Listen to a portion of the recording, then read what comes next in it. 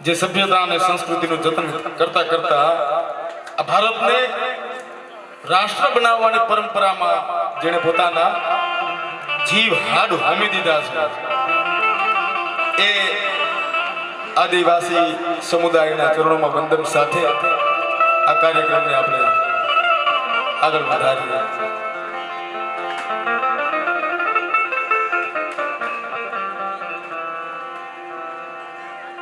એમ કહેવાય છે કે પ્રકૃતિ નું પૂજન યાચક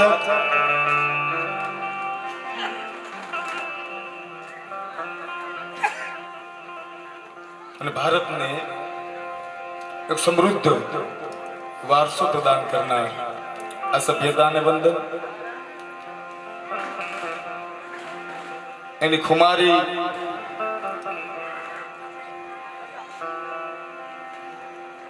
મને યાદ છે 19મી સદીમાં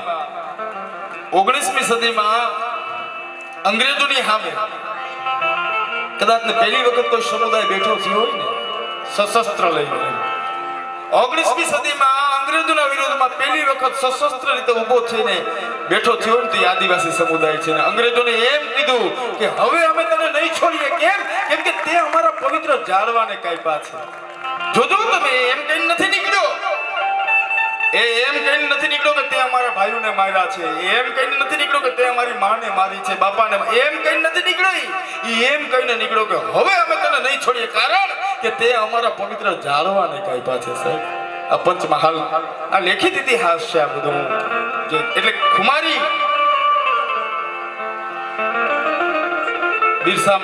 બિરસા મુંડાને કહેવામાં આવ્યું કે તમારે છેલ્લી ઈચ્છા કોઈ હોય તો અમને તમે જણાવો.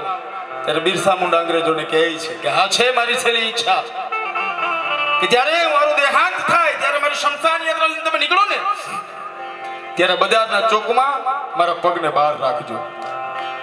કે બજારના ચોકમાં મારા પગને બહાર રાખજો. કેમ કે મારા લોકોને ખબર પડે કે હજી બિરસા થાયકો નથી, હજી બિરસા થાયકો નથી. આ લડત હજારો વર્ષથી આ સભ્યતાને ટકાવી રાખવા માટે સમયે આ સમાજોમાં જન્મેલા મહાપુરુષોએ પોતાના હાડ હોમ્યા છે. આ અસ્તિત્વને ટકાવી રાખવા માટે ઘણા મહાપુરુષોએ સંઘર્ષો કર્યા છે. એટલે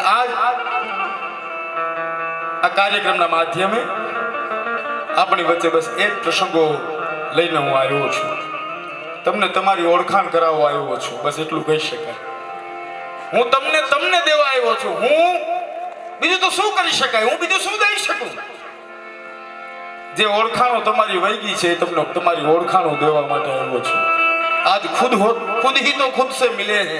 તમે તમારી જાતને મળો આજ, એમ બસ બીજું કઈ નહીં.